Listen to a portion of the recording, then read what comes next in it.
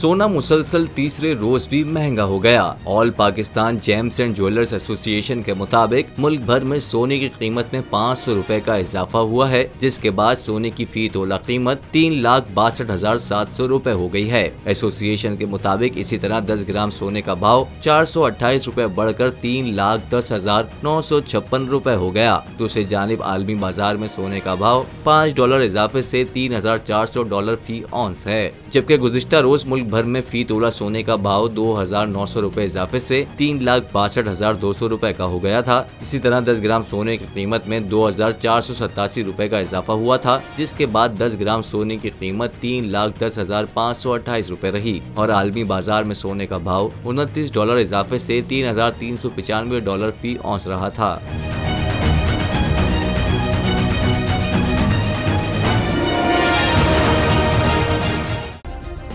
Subscribe करें और bell दबाएं ताकि कोई खबर रह न जाए।